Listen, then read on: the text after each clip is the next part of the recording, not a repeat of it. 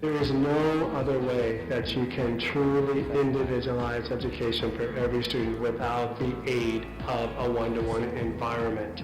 And it's very, very important that we're meeting them where they are to support what their future, which is not ours, it is their future. And we are preparing them for that. I really do feel that my job is to really teach students to learn.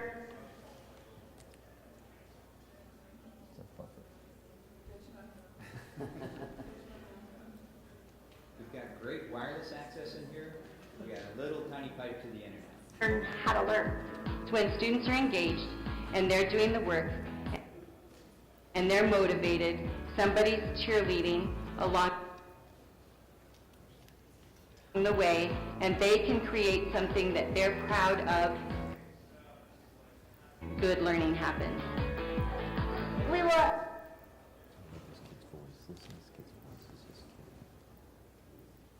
I'm doing flowers and we were trying to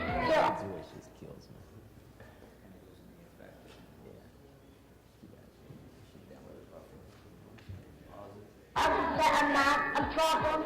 When you're doing project-based learning,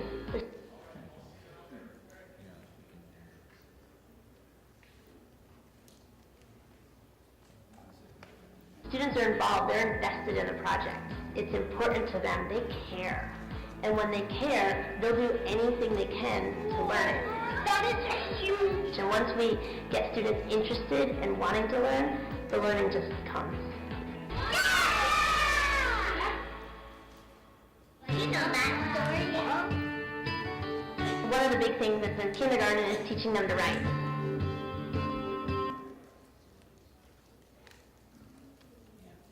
I apologize about the video. I thought we had it all set up and ready to go. Why don't I pause that, and while I'm doing that, we can do some introductions in terms of what we've invited you to attend today.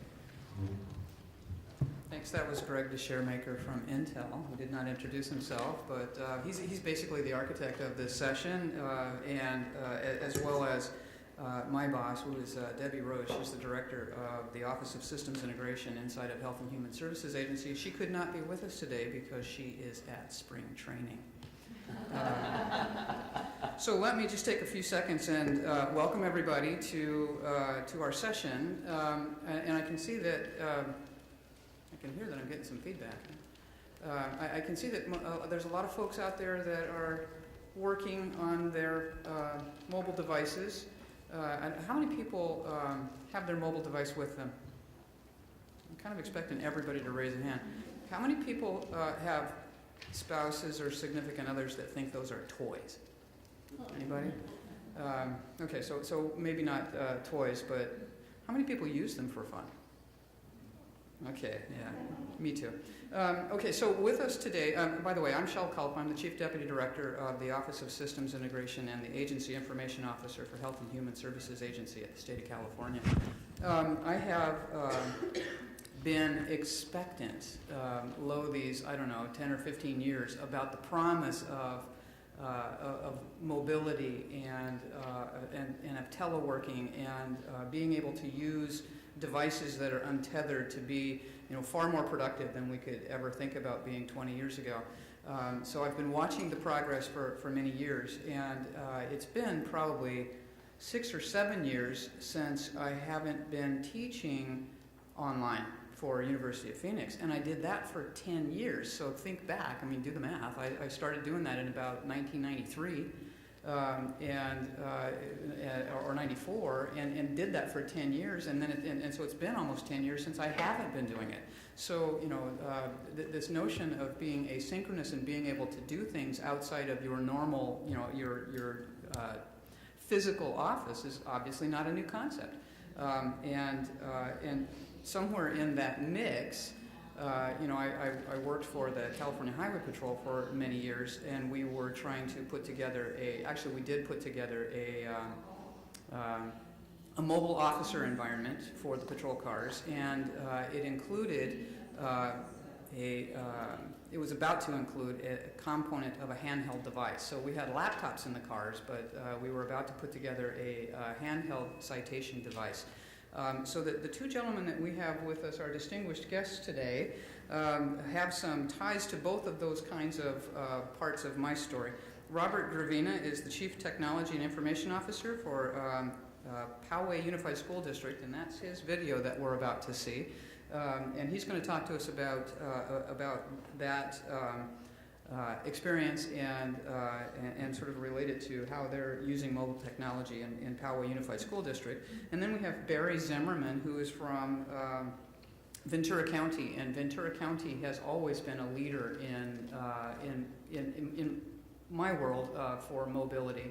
That was the county that was pushing the Highway Patrol into that handheld citation device, nearly 20 years ago.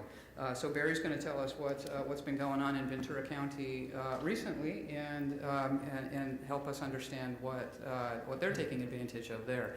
So I think we probably have buffered enough, and I'm going to get out of the way and let Gregg drive, and then I'm going to join you for the presentation, but then also to kind of encourage you to ask some questions of these guys. So. Well, and we'll try to run the rest of this video, but if it keeps stopping, we'll bail on the video. I'll just simply have Bob speak to it.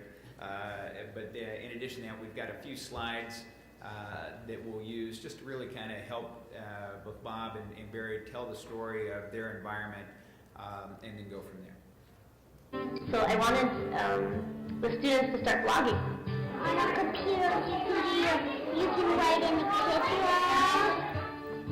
And then after a few weeks, they get very excited because I tell them they're going to have their own blog. I write it about my cat. The problem solving is remarkable. Capture, got it, move. They'll stop and think, you told me this, but what if we did this, or what if we did that? So it's just taking it to a complete different level. She really empowers them to find the information out for themselves. And the laptops allow them to do that. And it also allows them to have confidence in themselves when they're working together or in teams or even individually. They know they're going to get it. And when there's an issue, they can look towards each other or Mrs. Power. But ultimately, they know that their learning is in their hands. They just don't want to get the information, they want to take it, and then what can we do to make our world a better place? And that's exciting to me. And these are 6- and 7-year-olds, and they're so interested in changing how they live now. So to me, that's pretty promising for our future.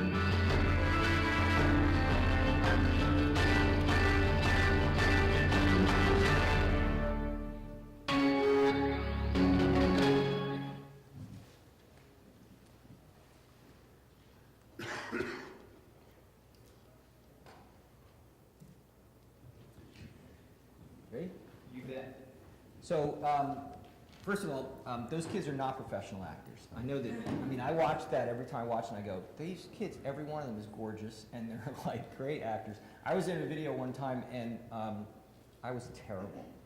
I did this, it was a cheating video and I was a principal at a school and the kids came in. I was terrible, the kids were great. So it's not easy to do that, those kids. And Intel came in and did this video and it's obviously professionally done, but I'm going to hopefully be able to show you another video of kids that actually, a project they created. So, Poway is a large school district. We have 40,000 students, actually from 6 months old all the way to 80-something years old. Our K-12 is 35,000 students, and we are just north of San Diego, so anybody that doesn't know where Poway is, it's a very nice area. It's just to the north of San Diego and about 15 minutes from the beach. So you can read it. So I did a little bit of I read an article the other day actually, and I thought some of this was interesting. 78% of 12 to 17-year-old kids have cell phones, and nearly half of those are smartphones, so it's growing. If you might imagine, the kids are the ones that are pushing this, right? So the kids are the ones that are bringing the mobility into the enterprise, into the workforce. They're the ones that are coming to their bosses and saying, you know that laptop, that big old clunky laptop you gave me, I don't want that. I want my cell phone. I don't want the one you want to give me. I want my iPhone, or I want my Droid, or I want the phone I want to have. And there's a lot of research about this too, that if you give this to people, they're more productive. So if you give them the tools that they want, rather than giving them the tool and saying, here, figure out how to use it, Give them let them use the tool they want, and just tell them what you want them to do with it, and they'll figure out how to do it. They're much more productive. Same thing's true in school. The same thing is true for kids today. And Berkeley and the University of Maryland are kind of heading up some research about this, about brain research and about how kids learn differently. And literally, their brains function differently than ours did. When they're learning, different parts of their brains are firing off than when I'm learning something, or when adults are learning something. They literally learn differently because they've been born into a different world. So if you're teaching kids the way you used to teach them, they're not learning. And I'm going to show you a really good example of that. So one of four students are cell most internet users. So they use their cell to access the internet. In adults, it's only 15% of adults. Now I do, but I'm actually a lot more comfortable on my laptop or on my desktop when I'm searching the internet. Kids aren't. Kids are more comfortable on their cell phones finding information on the internet. You don't need to stand up there and tell a kid, when Abraham Lincoln did his Gettysburg speech, because he can find out in 3 seconds. And then this is a really interesting thing for me, because you hear about the difference between kids that have money and kids that don't have money, and those kids and the advantages they have. They call it the digital divide. If you haven't heard of that, it's the digital divide. So that digital divide actually is much more true with adults than it is with students. But actually, they found that in low-income areas, low-income students actually use their cell phones to access the internet more often than the other kids do. So it may be an answer for the digital divide as well, or at least to help us there. So we have when we talk about a BYOD, we're not talking about laptops. That's not really the only. What we want to do is we want to bring every piece of technology that's possible into the classroom. So whatever you got at home, bring it in. Doesn't matter. We'll figure out how to use it. And I know there's all these fears about, kids do things that they're not supposed to do. I mean, we had a kid, he went on our wireless system, he turned off his 3G on his phone, he was doing research, or so he said. He went to his teacher, he said to his teacher, I can't get through the district filter, because we do filter, and I can't get through the district filter, and he was trying to get to something to do some research. He had turned off his 3G, he had logged into our wireless system. Now that should have been a clue for the teacher, because there is no filter on your 3G, so if he was actually on his cell phone. He had put a keylogger on his phone, and the teacher put in his credentials so the teacher would unblock the site so the kid could do his research, and now the kid now has access to the teacher's everything, because he has his username and password, because he had a keylogger on his phone. So, smart. I mean, kids are smart. They do things they're not supposed to do. So do adults, by the way. We have 3 different models of a laptop one-to-one. So we're very vested in one-to-one. We believe every kid should have a one-to-one device. We don't believe that's the only device the kid should have in his classroom. We don't know which model works best. There are 3 major models out there. There is the district-provided model, which we do, which is what you saw in the video. We provided each one of those kids about 5 years ago with a laptop, and we trained the teachers how to use it. By the way, we spent about 6 months teaching teachers how to use it before we ever put a laptop in the kids' hands. And so we actually give the kids laptops, and they take them home, and they do amazing things with them, as you can see, as you will see.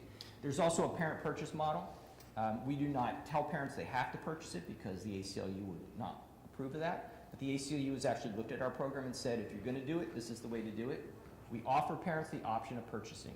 Now, I can buy thousands of these at a much better price than parents, and I can turn over and give that price to the parents. So for about $25 a month, you get a laptop with a filter on it at home and at school. You get all of your applications loaded on it.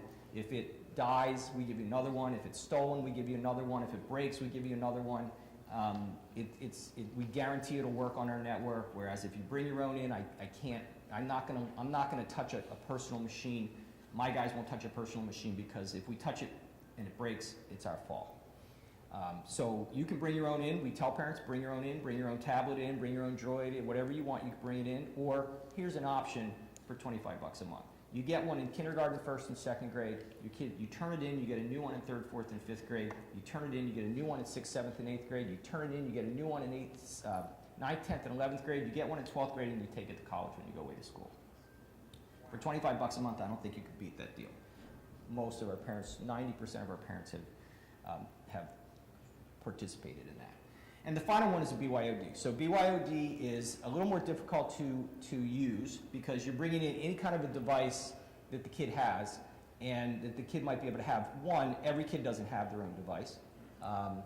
Two, the devices are very different, right? So some kid comes in with Windows 2000 and Office 97 and, you know, 56 megs and, you know, has nothing on their computer. And one kid comes in with 2010 and Windows 8 and all the bells and whistles, and those two kids can't do the same things on their machines. So what we do is we've created a cloud in our environment, and I'll talk a little bit about that real quickly, but we've created a cloud to give kids access to that. So to build the infrastructure, you need a robust and scalable wireless system.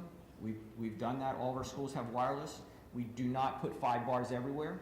I wish we had 5 bars in this room, but we don't. But we don't put 5 bars everywhere. But we do have the ability to simply, by adding an access point, which is about $300, we can double the wireless strength in an area. So it's pretty simple. In fact, if we put a wireless access point in here on our system, it would more than handle what we need to do. We have built a cloud portal.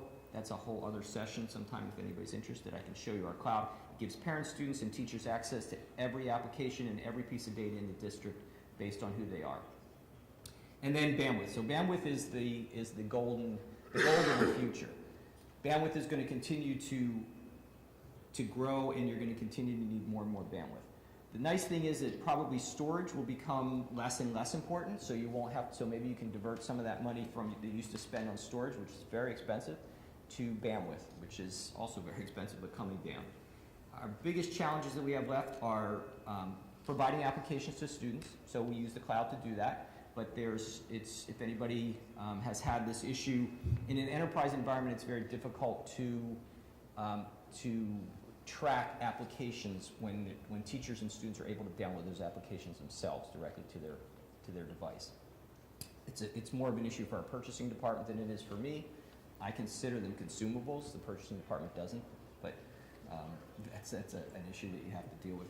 Accessing the public cloud in a secure way. So we have mostly a private cloud environment, but we also do access Google Docs through our cloud. It's a single sign-on into Google Docs. It's a single sign-on to Khan Academy. We're trying to bring more and more of the private or the public cloud into our private cloud environment in a secure way. Sustainability is a big issue. So how do you afford to continue to give kids the opportunities to bring all their computers in, as well as to provide those devices to students?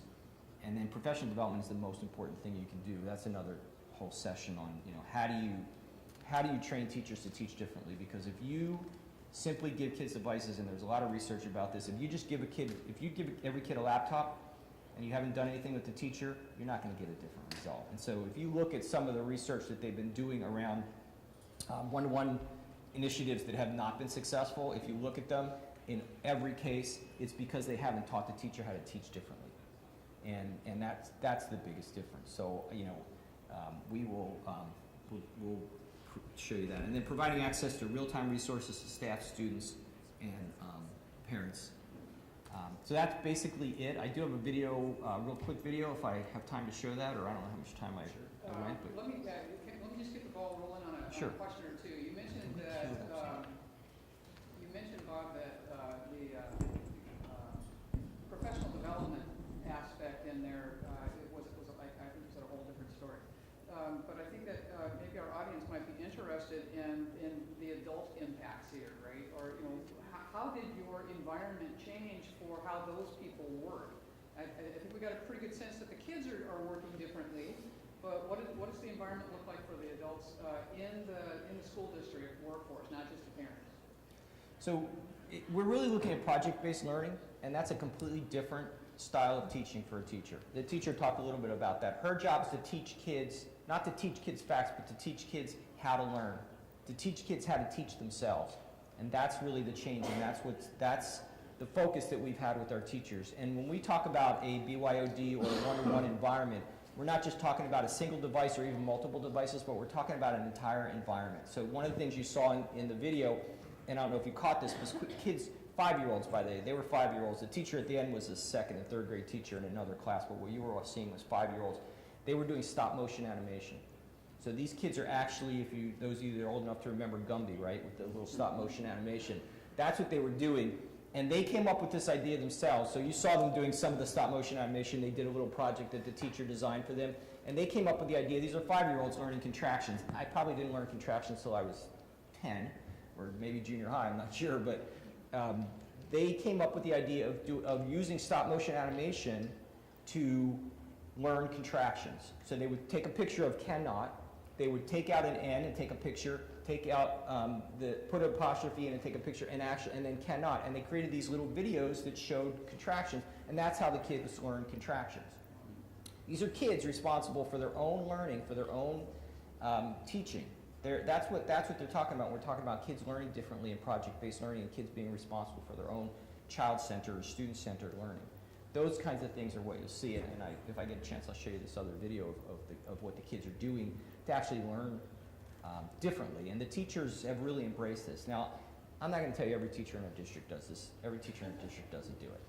I do have, we do survey, and we do have about 80% of our teachers that use the technology in their classroom every single day. It's hard to determine which ones are teaching differently, but I would say it's about 25% of those that are actually teaching differently, and it's growing consistently. But professional development is a big part of that. You have to give the teachers the knowledge to be able to implement this in their classroom. You can't just expect them to know how to do it. Are there any other questions that people have? I have a question. Good. What kind of statistics do you have to show you whether the students are learning more or less, using this technology? So we're doing research on all 3 models. I told you we have 3 different models, and the reason we're doing 3 different models is because we don't know which one really works best.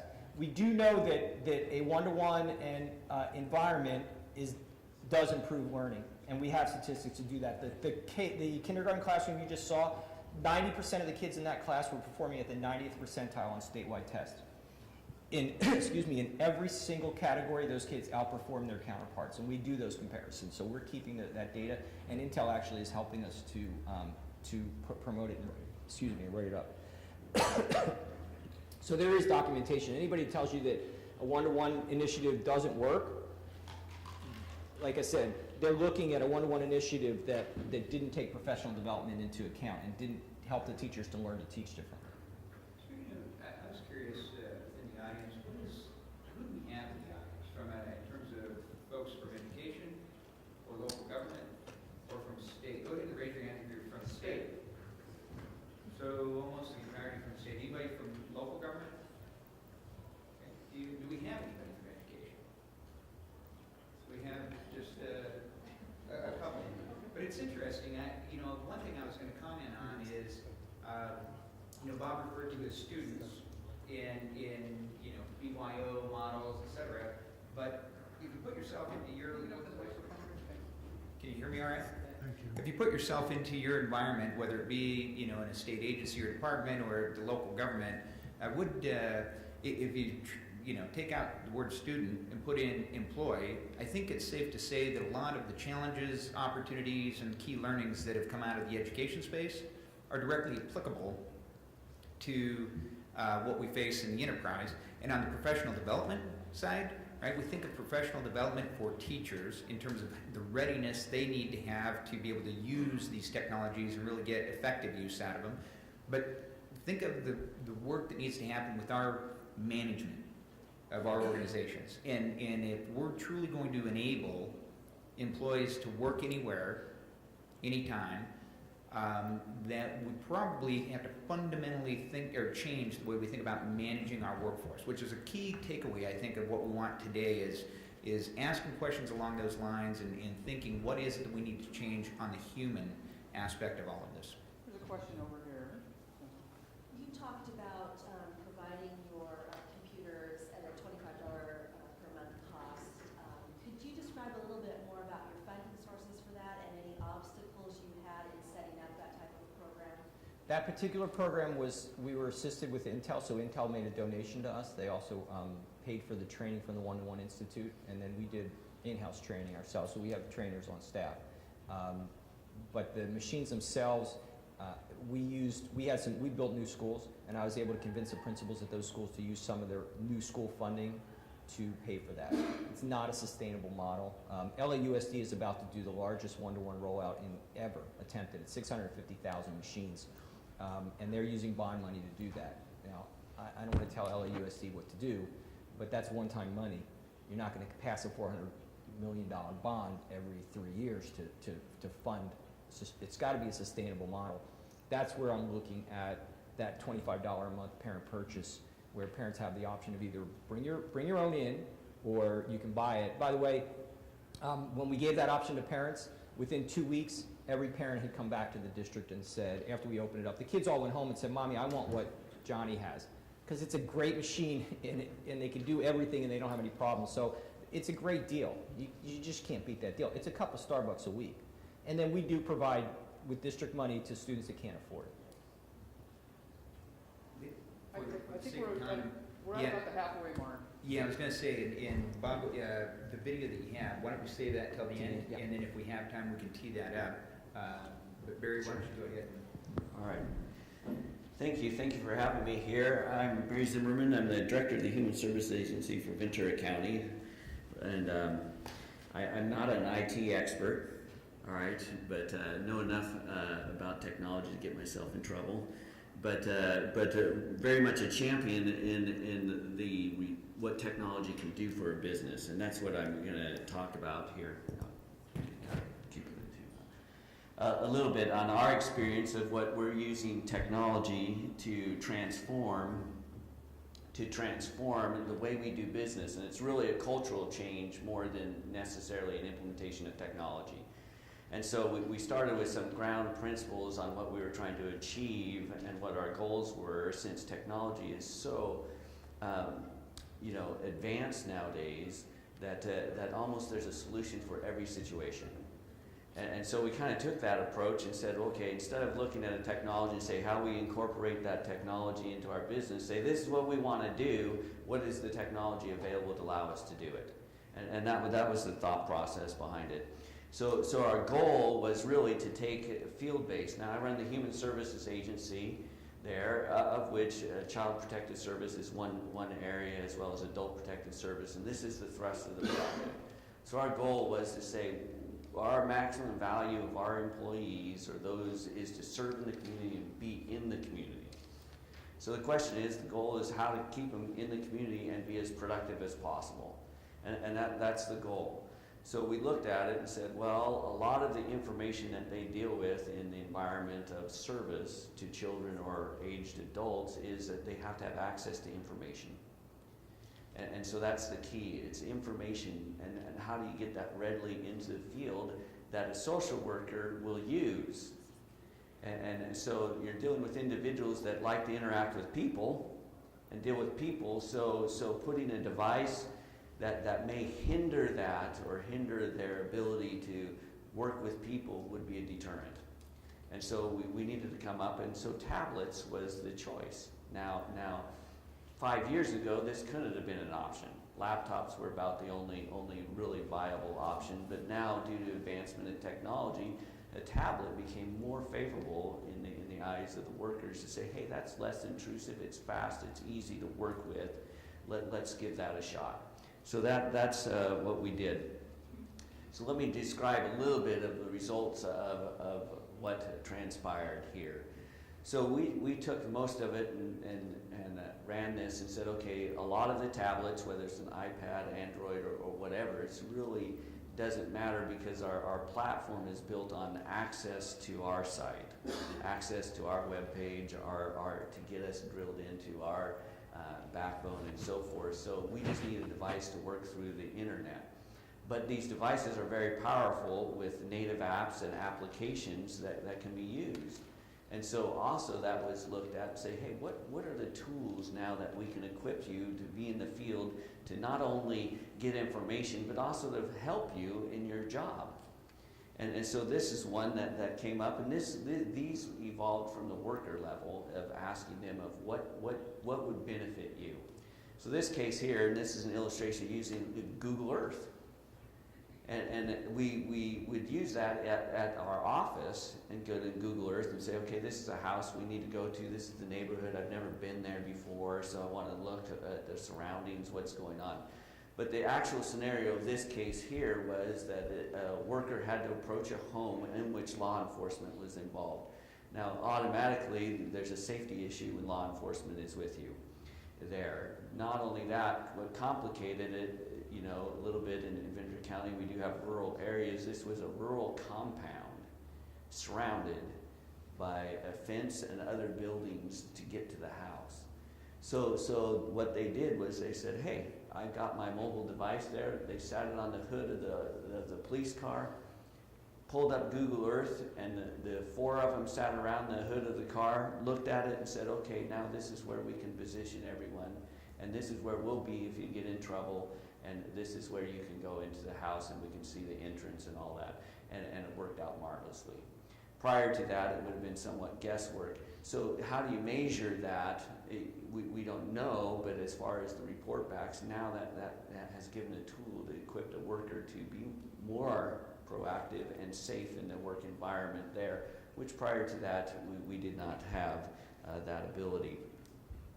Also, we were just taking a look at off-the-shelf items, the scannable forms, and accessing those now to the productivity of the worker. Individuals go out to a home, have to satisfy requirements that they've attended a class or whatever, and they show a little form there. Now they just take a picture.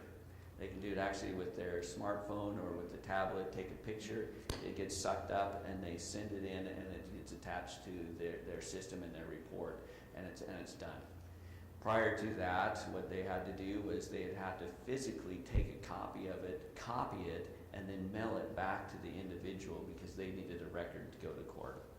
And so the productivity cycle, the lost documents, those type things have just transformed itself into a very secured environment to work for the worker there. The other great benefit of it is that a worker can be in the field and can access their desktop. Now, we have virtual desktops in our structure there, so all they have to do is get access to our website, the backbone. They use a secured link, VPN, and through Pocket Cloud is the one we use for the iPads here. They're able to access their desktop, and their desktop comes up on their iPad in this case, or any tablet that can get access to the backbone at that point. And reason that's important is that a lot of our systems are legacy systems and aren't built in the fashion that they're web enabled. They're very heavy systems and so forth, so getting access to them in an easy fashion has been real savings for an individual. So for example, a worker, one of the objectives of our emergency response workers is not to have them come into the office to get information relative to a referral. And so in this case, they can receive an email saying you've got a referral, this is an immediate response, meaning you need to be there within 2 hours. They can just pull over, they can go anywhere, just so they're not driving, that's the rule. Pull over, pull up their desktop, get the referral history, they can look at criminal databases, they can look at Megan's Law, they can look at all those relevant informational items that you would need as you would go into a home to assess the situation.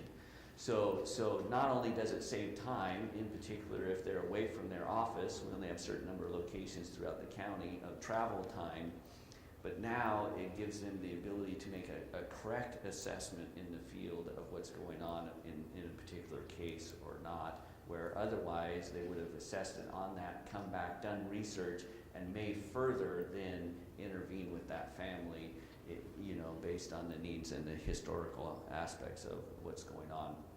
So that's a great benefit to us. So that's the example I just told you about, that someone pulling over and gathering information associated with the family or referral. We have done minimal estimates on it that if we save a half an hour worth of commuting or productivity time, it's about 10 FTEs a year of savings automatically just with a conservative half hour.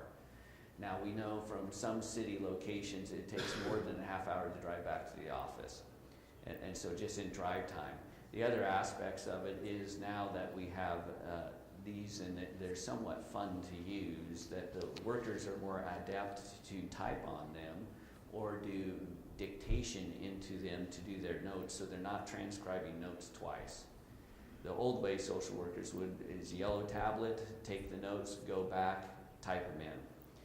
Now they're able to type them directly in the tablet or dictate into the tablet, and it would transcribe them into their notes, and they just have to edit them for appropriateness into the system. Great productivity savings. But the concept is now that we're changing the culture of work more so than just the use of the technology. The work is that you're productive in the field. And that's been the big cultural change of individuals now saying, well, now I need these tools out in the field to be even more productive. So we're getting many ideas back and saying, hey, it'd be really cool if we had a application that maps school districts for us, or applications that told us where the nearest CBO doing substance abuse treatment is. And so now we're getting more productivity tools associated with it. The other benefit that we've seen with tablet technology is it's non-intrusive. And that's been the biggest issue. We had laptop pilots and those type things, and it's not that laptops do have their role and power, but they create a barrier in a work environment when you set it up between someone and so forth, where we found that a tablet, almost no one recognizes the tablet, even though it's doing the same function as a laptop there, and that's been a great consumer building in the environment. Even more so when we deal with aged individuals. They're aged individuals who are not, so we're talking on a 90-year-old individual that you're sitting in counseling with, a laptop brought up before them would create an instant barrier. As where a tablet and showing a picture or showing an environment all of a sudden draws this person that really has little technology background and is able to work with the worker in a very cooperative environment. So that's kind of our experience, and what we're trying to achieve is transforming the nature of work through technology and use whatever device and system that is available to allow that to happen and to keep workers in the field is our objective. So that's kind of our experience in a real nutshell there. If you have any questions. I'm with Napa County. I used to be embedded in the Health and Human Services Agency out there. And Yes. We did a little pilot with our child welfare services on iPads as well. And the feedback I got back from the social workers was that they really enjoyed using it for looking up information such as you described, but they hated the data entry piece of it and would prefer to write it on a steno pad and take it back to the office and type it in on their desktops. And we tried both going through the state web portal on the iPad directly, as well as VPNing into the network and then using remote desktop control on the desktops. So how did you get your workers? What did you do? How did you prepare them so that they were more open and enjoyed doing the data entry? Well, I don't know if they ever enjoy data entry. I mean, in that regard, because we used to have the battle when I started, the battle of that they wanted typists to actually type in their notes, and so it's very much a cultural thing with social workers that they don't like to do data reporting. So our big thrust is that we've really buckled down on saying it's an expectation of work. And the expectation of work is that you're going to be productive. So the question is, how are we going to get that productivity out of you? And so my objective is that I want you out in the field 6 to 8 hours a day. So tell me, how are you going to do your notes? And so we've done several things with that. With those that hate typing, we've given them digital recorders. And so we've had digital recorders in which people do it, and then they plug it into Dragon Speak, and it types it for them in that regard. We have some people reluctant to do that, but they're falling behind in the productivity standards. So we do have generational gaps within our workforce, and we recognize that. We have some that have done 30 years writing on a stencil pad and saying, well, how am I transforming to this now? And we have a younger generation, because we've hired a lot over the last number of years who almost expected this walking in. And so we kind of have this transformation occurring within our own culture at this point in time. So it's not perfect, I would agree, but it's a lot better than it was. And as they start to work on it, and we've really pushed to work on it, we're getting greater cooperation, if you will. Now, there are some with CHHSA, some of these heavy systems are not the easiest to work with. And we've found that they're not easy to work with on your desktop or with the tablet. So to say that it's better to go to the office and work on it is a misnomer, and we've kind of put that aside and said it's no different. So the question is, how are you going to do your work? And so that we've done. We've had harder problems working with entities that work with us. So for example, the court systems. So we transitioned everything into electronic court briefs, that we work with all our attorneys that way, our attorneys, children's attorneys, and so forth. But the court makes us print everything out. And the court doesn't do electronic signatures. And the court, so that is more of our hindrance in advancing some of to integrate it. So this is the way of doing business, is all the partners connected with the system are not on the same page there. Thank you. And if I may ask just one more question. I'm presumed that while you're out there doing the calls that you use the iPad to take photos of the children when that becomes necessary? That's correct. I'm curious as to how you mitigate the risk of loss or theft of the iPads for privacy issues of the photos on the iPad. All iPads have, they're password protected, and they have software tracking them, so if they ever get lost, they can be wiped clean from that. Now the security, and that was the chain of custody issue, was the big issue when we rolled these out, saying that, and I asked the question, well, how do you do it now? Well, they take a digital camera out with a card in it, and I said, well, what's the difference between that and an iPad? And then it came out, oh, there really isn't any difference. I have to secure that little card as well as the iPad, so my duty is still to secure the device that has that electronic image on it. And so that's what I'm talking about when there's a cultural change to occur with the expectation of work is more important than necessarily the technology and throwing up barriers in that regard. Question over here. Yeah, I have a question with regards to with the change in like the tools and like you're saying the expectations. Did you work with the unions at all to? I mean, basically they're doing the same type of work that they were doing. It's just that you're kind of asking them to do it in a different way using different tools. Did you have any issues with union or? We did not. Fortunately, we did not have any issues with the union in that regard. Now, we didn't impose it. We rolled it out through a pilot activity that kind of softened the issue. And we did the pilot to look at mobility of a worker. And so what we did was we gave them group laptops, we gave a group digital recorders, and we gave a group iPads, a tablet. And then we ran that for about a 6 to 9 week cycle, rotating it amongst a group of people, saying, okay, now you get this, and you're going to evaluate which system worked the best. And I think that helped because it was really employee-led. The other aspect of it is that we gave an expectation that we want people to work out in the field. The union has no objection to that. And so that was our push. Now, we're being overrun in our system with referrals right now. And so the question is, this will help the workers, and so timing was very good for us in that regard. Question for both Bob and Barry. Both of you mentioned the idea that, well, at least Bob did, I don't know if Barry did, the idea that people have brought their own devices into the workforce to improve their own personal productivity before the job has provided them those devices.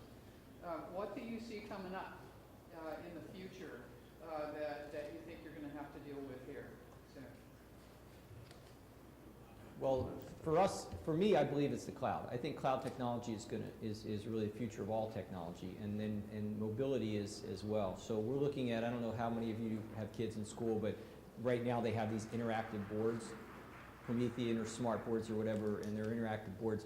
I've seen some new technology. If you're interested, it's Patty Mays from MIT has done some work on mobile interactive technology, and it literally it's about $300, and it just sits right here for right now. Eventually, it might even be built into your clothes, kind of like Star Trek. But you can actually go up to any area. It recognizes signs, so you do this. It knows this is take a picture, and it takes a picture with your fingers.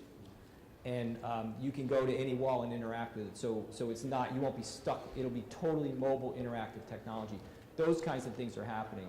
The cloud is the technology that's going to allow us to really be anywhere, anytime, get access to our information, like Barry's talking about, is access to your information, access to legacy applications, which is a big issue, right? A lot of us, you can't just go out and buy all new applications. It would be nice, but you know, we're already the technology department's called a black hole because we spend money.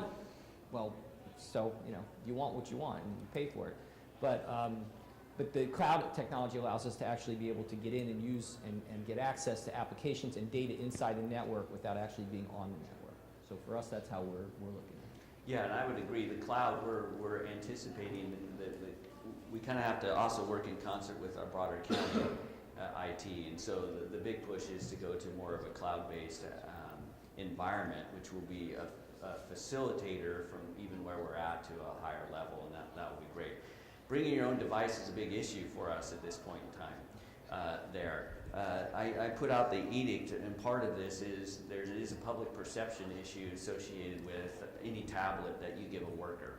It's viewed by taxpayers in that regard as a wasteful perk. It's a toy in that regard. We do have games on ours because we do interact with children and they play on the games. But, you know, and that was the fear of the policymakers associated with it. So my directive was that only if you're going to work in the field, you'd get a tablet. So that also helped with the union issue as well. No executive or manager has a tablet that's bought by the county. And so it only goes to field workers in that regard. Well, brought up, bring your own device. For example, I live by that. This is my own tablet here, and it wasn't purchased by the county. And so the big issue was attaching personal devices to the system and the security. So our big issue was allowing that. If you do that and you have access to the systems, you have to load in the tracking software and a device that we can wipe it without hesitation. And so that's been the issue. So some people readily come in and say, I'll sign up for the program and put it up. Others say, I don't want to do that, so I'll just use my device in a limited fashion. But I think in the future, what we're seeing is that many people are coming in with their devices as a way of living. They already have it. So we're going to have to come up with a better way to work with it, because the new graduates that we just hired, all of them have smartphones, tablets, and laptops. And they're all personal, and they're all revved up for them. And so they don't really want to use my standard one that I have there, which is fine, because our idea is that the worker is to be productive. Does it matter? Does it matter that there's Facebook on it or not? You know, I mean, those are the type of questions that need to change the whole culture. Now, in my agency, we're very fortunate because we deal with the public all the time, so naturally we have to have Facebook. You know, we have to see what's going on with people's lives and so forth. But in all other environmental areas, that is very hard to understand, because people are wasting their time now on Facebook or whatever it may be in that regard. So those are issues that still need to be worked out. How do you measure productivity? Well, productivity, I mean, we've measured this by actually it's really based on the field managers out there saying that their workforce is on referrals, referring, and we can measure that, response times, and numbers of referrals seen in a day.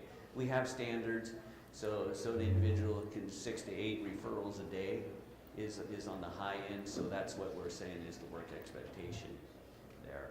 Where prior we used to have a lot of excuses saying, well, I couldn't get out to that house because I had to go in and meet with someone and so forth.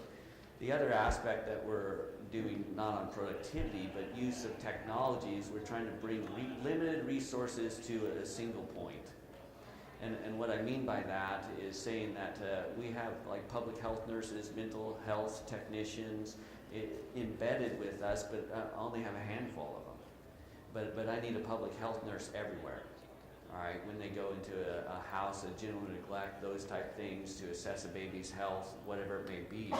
So we've experimented, and we're hoping for technology to improve itself, is that we actually go to meetings and Skype them in, basically. Skype, I use the word that as a verb, I guess. But but we use GoToMeetings as a technology to video conference resources into the field now.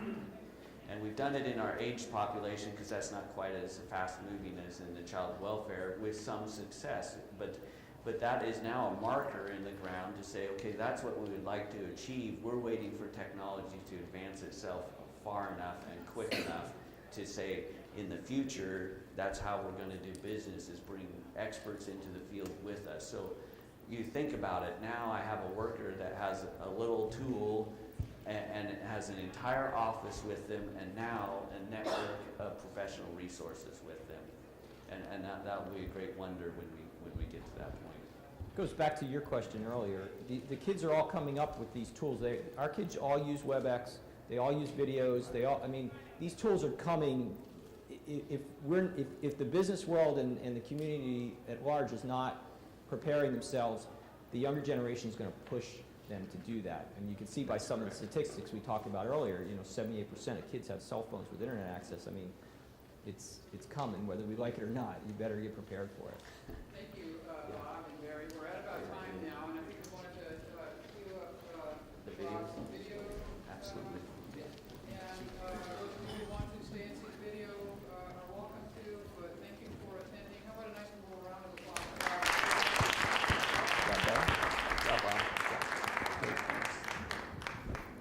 Those of you that want to see this video, it's just a video of how kids created this, and they're actually have two different options. So you can see, I'm not going to run the whole thing because it's very long. It's different vignettes of what you can do.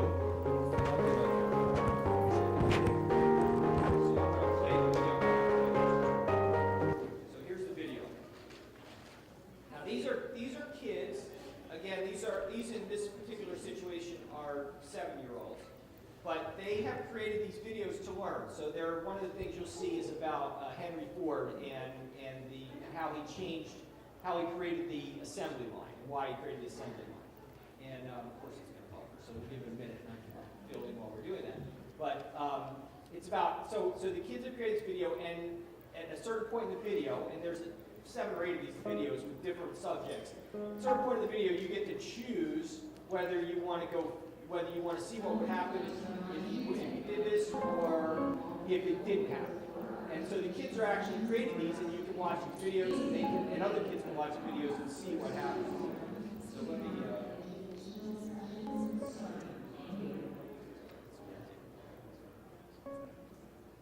And I thought I had that buffering in the background, Bob, and obviously it's kind of because it's a really, first of all, it's a link, and there's a lot of video in it. There's, like I said, there's 7 or 8 of these different. They're basically movies these kids created. Now, if you think about what the kids have learned in doing this, as opposed to standing up and having somebody lecture at them, these kids actually learned about Henry Ford themselves. They had to do all the research. They had to create a storyboard.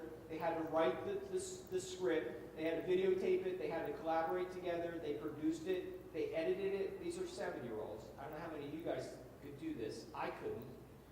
It's really, truly amazing what kids are doing. And you can think about what they did to learn this, they'll never forget this. If you had told them about Henry Ford and sat up and taught them, even done a PowerPoint about Henry Ford and how he created the assembly line, in 2 weeks those kids would not have remembered anything about Henry Ford or the assembly line. These kids will never forget. I'll give you a quick example while we're waiting for this to buffer.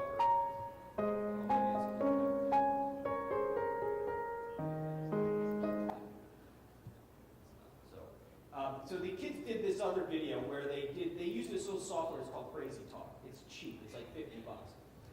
It animates inanimate objects. I can animate the picture. I can animate this. It puts eyes and a nose and a mouth, and it talks, and it actually looks like it's animated. It's very cool. Very simple to use, very easy to use software. These kids did a news thing where they interviewed national monuments, the American Bald Eagle, Mount Rushmore, the Statue of Liberty, and they would interview these different inanimate objects, and they animated them, and they were the newscasters, and they would ask questions. So they would go to the Statue of Liberty and say, "Tell us, Madam Statue of Liberty, how did you come to be here in the harbor, in New York Harbor?" And the Statue of Liberty would say, "Well, I was a gift from France, And something I learned by watching this video is there's actually a duplicate, a miniature Statue of Liberty in Paris, which I didn't know that, but the kids, so they learned all these things. Mount Rushmore, tell us Mount Rushmore, who are the presidents on Mount Rushmore, right? These were 5-year-olds, these are kids, kindergarten kids that did this. And if you can imagine now, okay, they learned reading skills, they learned research skills, they learned collaboration skills, they learned how to video, how to edit. They've learned all kinds of these amazing skills. Plus, they learned all the facts as well. So, are those kids ever going to forget who's on Mount Rushmore? Never. Had I stood up there and the teacher stood up there and said, here are the presidents on Mount Rushmore, anybody in here know who they are? I know a couple of them. Roosevelt, I think, is up there. Maybe not. Maybe I don't know all of them.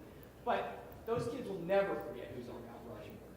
Because technology allows them to do what they didn't have before. So here's a hero's choice. So they're doing Heroes is what they're doing. American Heroes, an interactive movie. And you know, Bob, if you guys want this thing so you can just watch it on your own time, my email address is about as easy as it gets. Gregg, with 2 G's at the end, @intel.com. So if you want to shoot me an email, I'll provide this link as well as the previous link we saw. For that matter, if you want the bullets that we spoke to today, I'm happy to share that as well, assuming that content will be available to you all. So, If your schools or your teachers are not doing this kind of thing, they should be. guys, thank you so much.